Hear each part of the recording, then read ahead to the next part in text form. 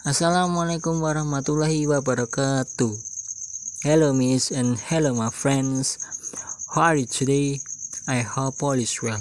Alright, on this occasion, my group of members, myself, Bagas Satrianto, Iwan Jidni, and Fahtoromi Surya will be presenting material about second language acquisition, definition SLA and learning, factors influence the process of SLA. Alright, the first one is definition of SLA. Second language acquisition is basically another words for learning. However, it is sometimes used for different use and meaning, such in second language acquisition. The process by which a person learns a language is sometimes called acquisition instead of learning, because some linguists believe that the development of a first language in a child is a special process. Richards, 1985, p.3, Ellis, 1986, p.292, Ellis Matthew, 1986, p.29, explain that acquisition can be broadly defined as the internalization of rules and formulas which are then used to communicate in L2. Alright, jadi akuisisi pada dasarnya adalah kata lain untuk belajar, namun terkadang digunakan untuk penggunaan dan makna yang berbeda, seperti dalam pemerolehan bahasa kedua. Proses di mana seseorang belajar bahasa kadang-kadang disebut akuisisi daripada belajar, karena beberapa ahli bahasa percaya bahwa perkembangan bahasa pertama pada anak adalah proses khusus, sebagaimana dijelaskan oleh Richard, Ellis, dan Ellis Matthew, menjelaskan bahwa akuisisi dapat didefinisikan secara luas sebagai internalisasi aturan dan rumus yang kemudian digunakan untuk berkomunikasi dalam L2, pengetahuan language, second language gitu. And the other statement in Longman Dictionary of Applied Linguistics, Jack Richards et al., 1985, p.252, states that second language acquisition is the process by which people develop proficiency in a second or foreign language. Alright, and there are many others statement about the definition of SLA, second language acquisition. Alright, jadi dalam kamus linguistik terapan Longman oleh Jack Richard dan kawan-kawan pada tahun 1985 menyatakan bahwa penguasaan bahasa kedua adalah proses yang digunakan orang untuk mengembangkan kemahiran dalam bahasa kedua atau bahasa asing. Jadi proses yang diperlukan orang dan digunakan orang untuk mempelajari second language gitu. And then formal and informal learning. Examples of informal learning include Japanese immigrants who come to the United States. They naturally learn English without certain restrictions. For example, formal language occur in a region who runs a Mandarin class.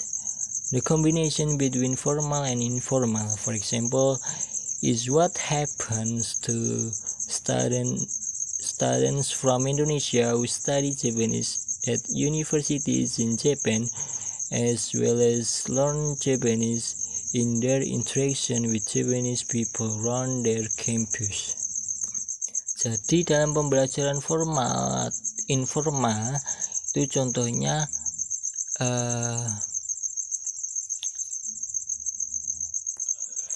jadi ini contohnya pembelajaran informal itu mencakup imigran Jepang yang datang ke Amerika Serikat. Di sana mereka secara alami belajar bahasa Inggris tanpa batasan-batasan tertentu.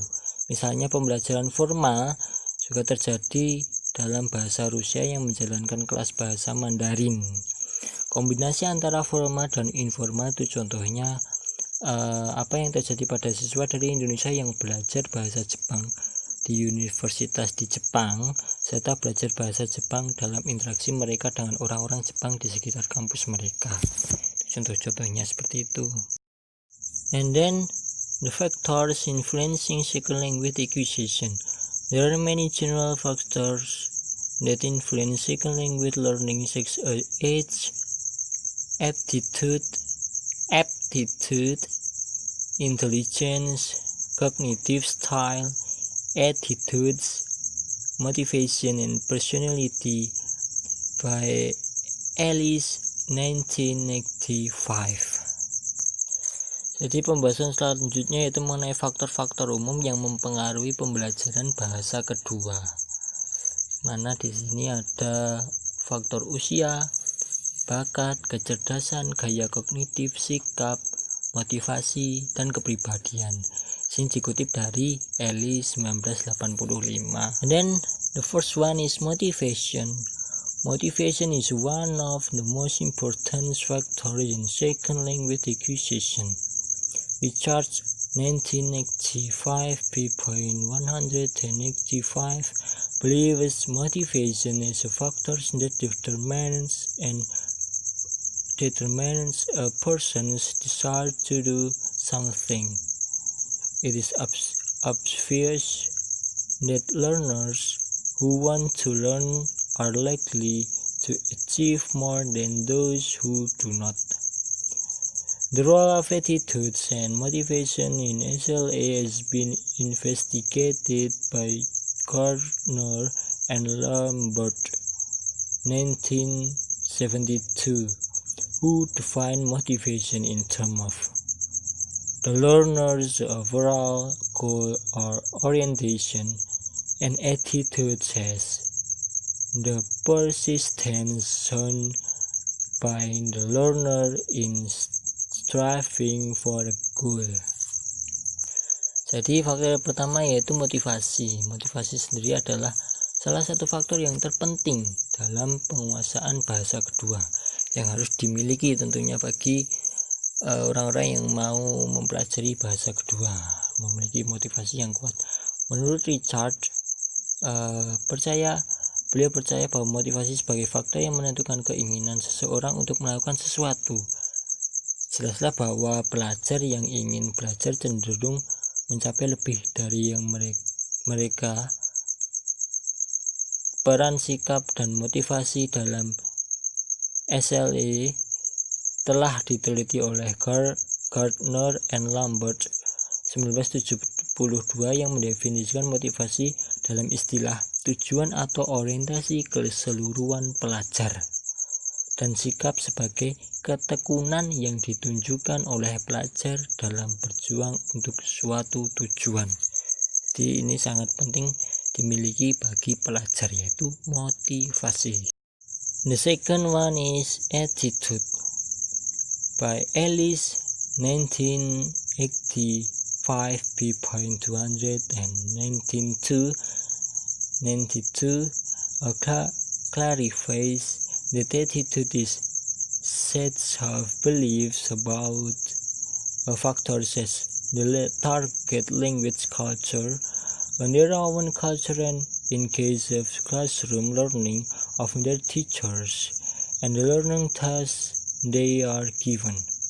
Language attitudes are the attitudes which speakers of different languages have towards other languages or to their own language. Expression of positive or negative feelings toward the language may reflect impression of linguistic difficulty or simplicity, easy or difficulty of learning, degrees of importance, social status, etc.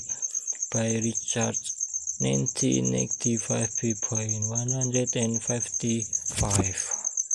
Jadi pada bagian attitude ini menjelaskan, menurut Ellis, itu menjelaskan bahwa sikap adalah seperangkat keyakinan tentang faktor-faktor sebagai budaya bahasa target, budaya mereka sendiri, dan dalam pembelajaran di kelas, guru mereka, dan tugas pembelajaran yang diberikan kepada mereka.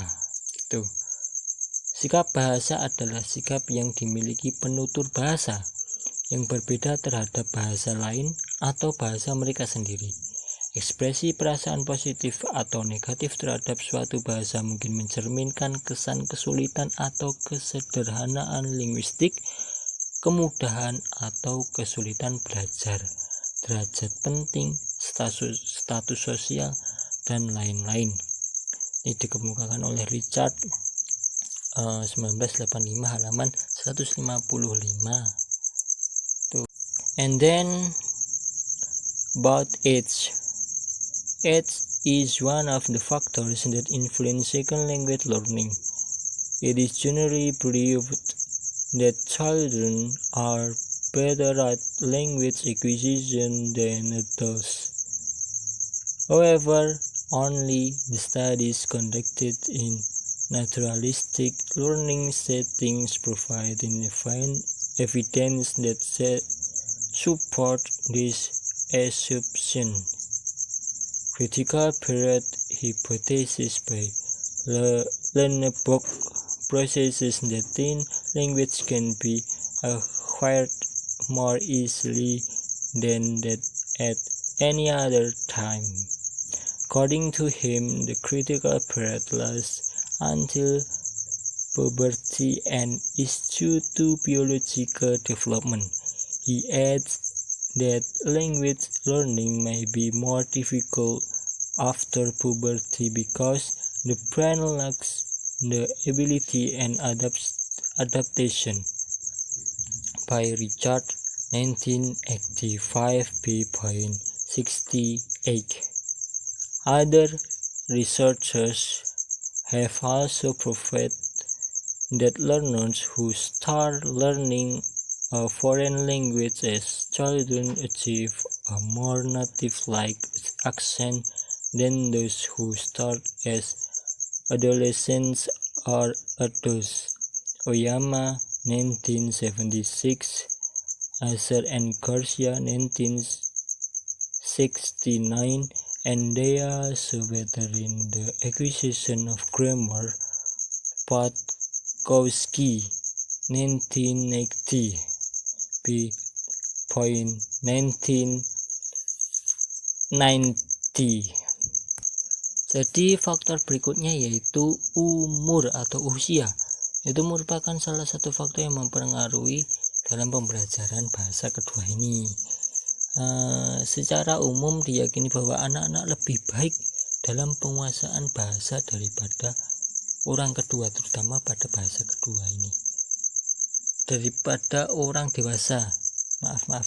Jadi anak-anak itu diyakini lebih baik penguasaan dalam mempelajari bahasa daripada orang dewasa gitu.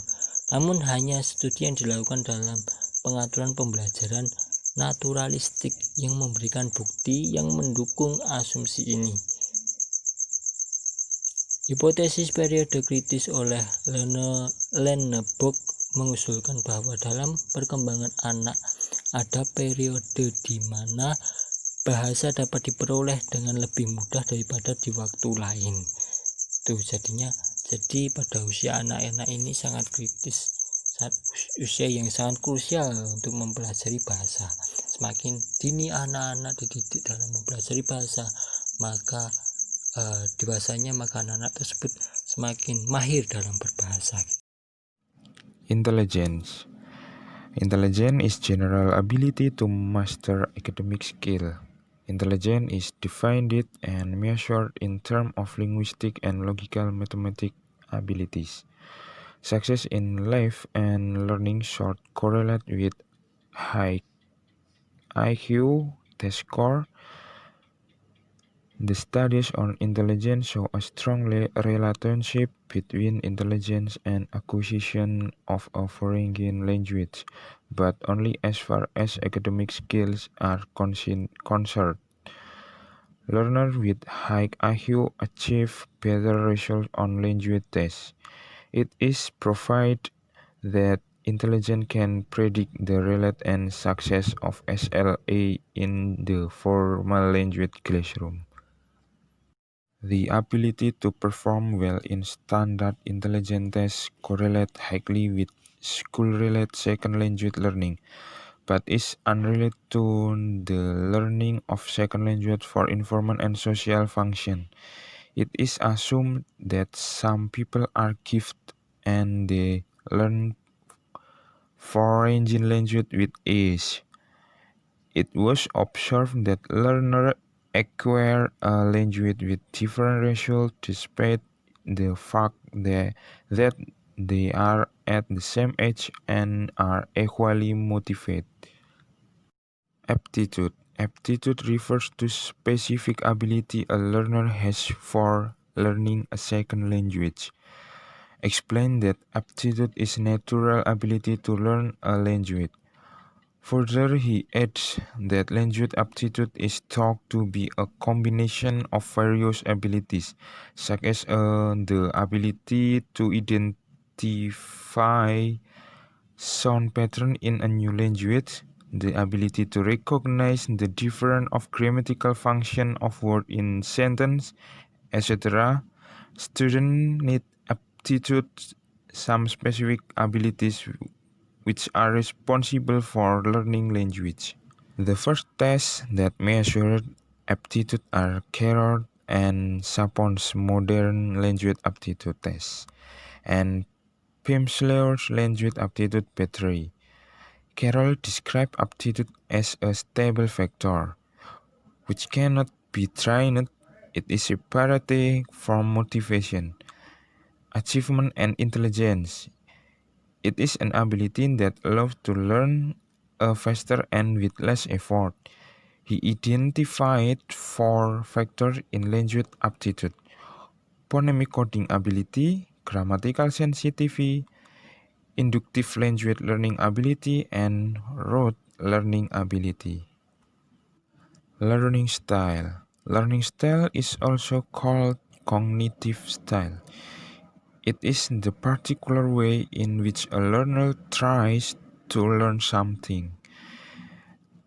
In our foreign language learning, different learners may prefer different solutions to learning problems. Some learners may want explanation for grammatical rules or audio learners. Some may feel writing down words and sentences help them to remember, or kinesthetic learner, and others may find the remembered thing better if they are associated with picture or visual learner. Richard and Ellis mentioned that learning style or strategies accounts for how learners accumulate new rules and how they automate existing ones. Personality. Personality has been described as a set of features that characterize an individual. It has been stated that this concept is difficult to define and measure because of its complicated nature. Studies which investigate personality traits are based on the belief that learners bring to the classroom not only their cognitive abilities but also affective state which influence the way they acquire a language. Some of them have been found and benefit while the others as an obstacle in learning a second language. The most important personality factors are introversion or extroversion, self-esteem, inhibition, risk-taking, anxiety, and empathy. Self esteem. People need some degree of self esteem, self confidence in order to success in any activity. provided the following definition of self-esteem. By self-esteem, we refer to evaluation which the individual makes and customarily maintains with regard to himself. It expresses an attitude of approval or disapproval and indicates the extent to which an individual believes himself to be capable, significant, successful, and worthy. People develop their sense of self-esteem as a result of the information they receive about themselves from other. Present social comparison theory that claims that classroom interaction have a great influence on how learners perceive their abilities. Their sense of achievement is strongly affected by the information they get from the teacher and their peers in the classroom.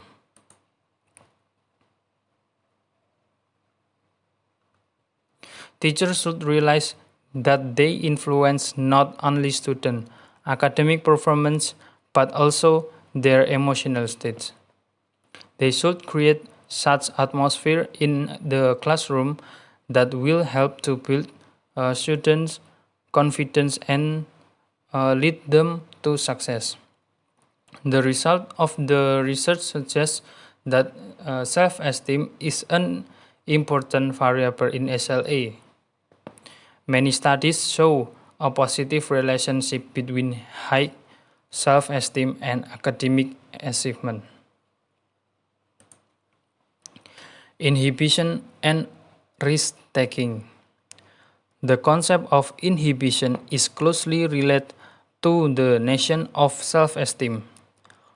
All people protect their ego by building sets of defense. Their higher self-esteem walls of inhibition and greater success in learning a foreign language. It has been suggested that inhibition influences language learning in a negative way because it discourages the risk-taking, which is an essential element in this process. It is necessary to make mistakes if a person wants to learn a foreign language. This is mainly a problem of adults who are more self-conscious than children are. A child adopts a new language and accent more rapidly than an older person who is less open to the influence and change. Anxiety. Anxiety is another important aspect of personality that affect learning a foreign language.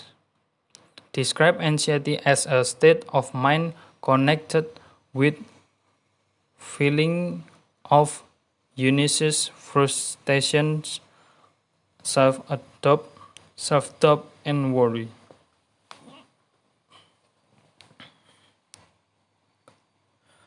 McIntyre and Gardner, 1991. Distinguish anxiety into trait anxiety when some people have some general predisposition to be anxious and state anxiety which can be experienced in a particular situation. They also identify three components of foreign language anxiety: communication apprehension, fear of negative social evaluation, and test anxiety.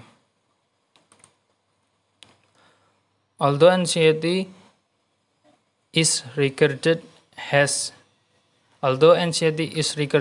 a negative factor which must be avoided, the concept of facilitative anxiety, a little nervous tension in the process, is a positive factor. It must be remembered that but too much and too little anxiety might hinder the process of successful second language learning. There has been some research that investigate the reason of the stage anxiety in the classroom. Found that competitiveness among students, their relationship with a teacher and test could increase anxiety. Empathy and extroversion. The other aspect of personality that has been studied is empathy. The willingness and capacity to identify with other. It is perceived as an important factor in learning a foreign language, but only as far as communication skills are concerned, as it involves the participation in other people's feelings and ideas. Some studies try to link empathy with the acquisition of the native like pronunciation, but it is considered as an essential factor in the overall ability to acquire a second language rather than simply in the ability to acquire authentic pronunciation. Many researchers believe that personality has an important influence on success in language learning. Ellis claims that the effect of personality on SLA are difficult to investigate because these factors are not easy to define and measure, as most of the tests use lack validity. Most of the personality traits are notable and may change depending of a situation. The same student may behave differently in a similar setting only because of some external reason like mood or tiredness. Oke, sekian dari kelompok kami. Apabila ada kesalahan, mohon dimaafkan. Wabillahi taufiq walhidayah. Wassalamualaikum warahmatullahi wabarakatuh.